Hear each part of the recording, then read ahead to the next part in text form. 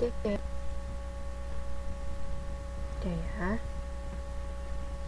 Mari kita mulai. Sekarang kita membahas modul 6, yaitu pusat pertanggungjawaban dan evaluasi kinerja. Silakan sambil dibuka modulnya. Jadi pusat pertanggungjawaban, dari struktur organisasi perusahaan ada pertanggungjawaban secara sentralisasi dan desentralisasi.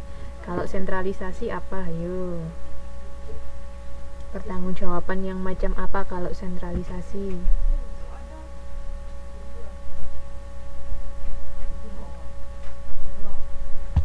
Teman-teman,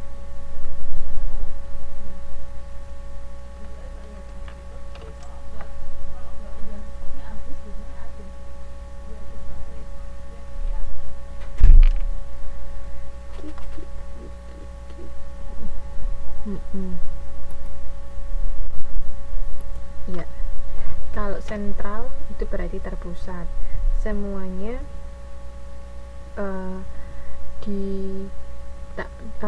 bertanggung jawab, semua laporan kepada pusat. Kalau desentralisasi, ya Mbak Sulastri juga begitu. Kalau desentralisasi berarti tersebar atau wewenangnya juga ada diberikan kepada bawahan, diberikan kepada mungkin departemen-departemen, mereka punya tanggung jawab masing-masing, yang disebut nanti akhirnya desentralisasi. Oke. Bentar. Kemudian kenapa kok desentralisasi, kenapa organisasi memilih desentralisasi pada pertanggungjawabannya? Itu karena penggunaan data lokal dan kecepatan pengambilan keputusan. Kalau bawahan atau pihak di departemen misalnya diberikan tanggung jawab sendiri, mereka akan lebih cepat mengambil keputusan, kemudian lebih fokus. Manajemen pusat fokus pada tugasnya di pusat. Kalau manajemen yang ada di bagian juga akan lebih fokus. Kemudian pelatihan untuk memotivasi manajer juga begitu, terus meningkatkan kompetisi. Jadi kan kalau suatu organisasi terdiri dari beberapa misalnya beberapa bagian, setiap bagian itu akan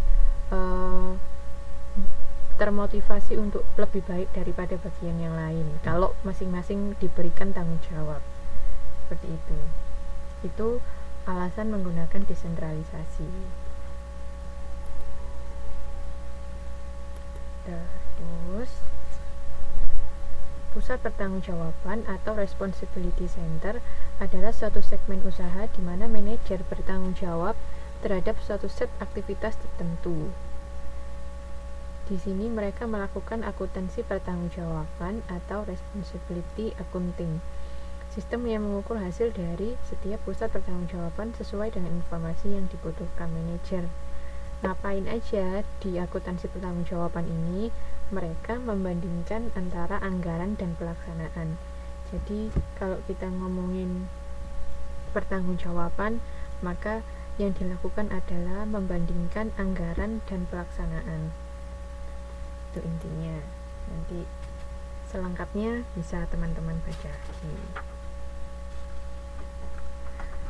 Kemudian ada bagian atau unit organisasi sebagai pusat pertanggungjawaban. Fungsi struktur adalah untuk penetapan dan penentuan.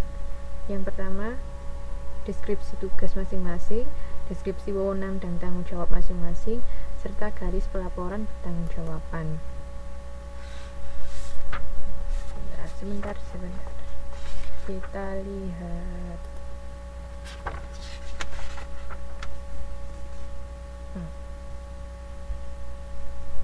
Di gambar 6.1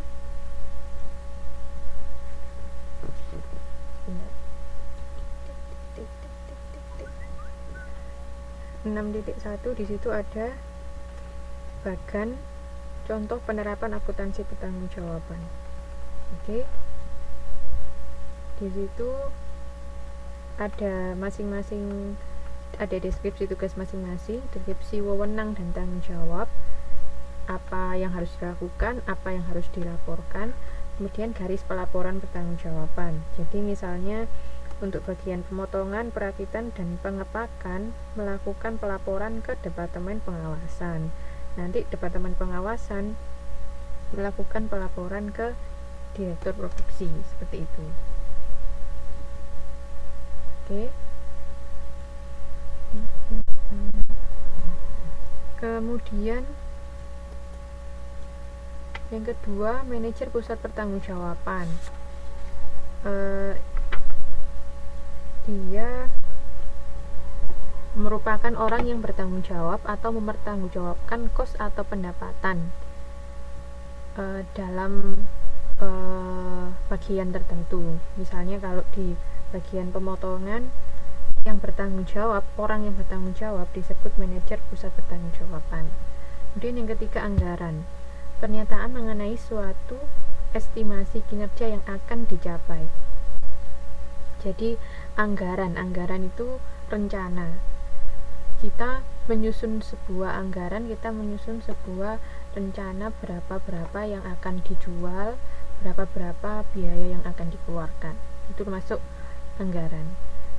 Untuk dalam menyusun anggaran, faktor yang perlu diperhatikan yaitu partisipasi dalam penyusunan anggaran, tingkat kesulitan anggaran, dan keterlibatan manajemen senior.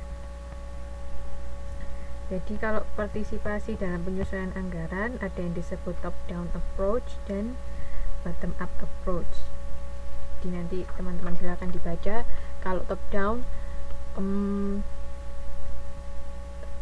semua diberikan oleh manajemen pusat. Pendekatan top down, manajemen senior menetapkan semua anggaran untuk bawahannya.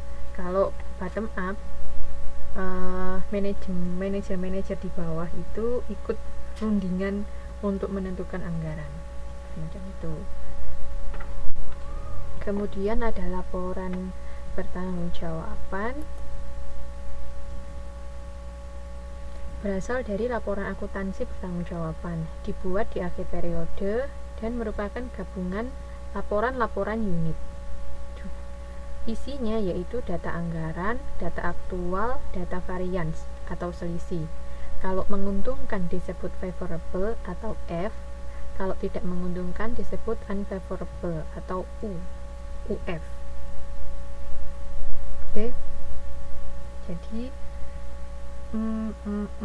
nanti di sini yang akan kita bahas banyak yaitu bagaimana cara kita mencari tahu apakah variance-nya atau selisihnya itu F atau UF. Oke.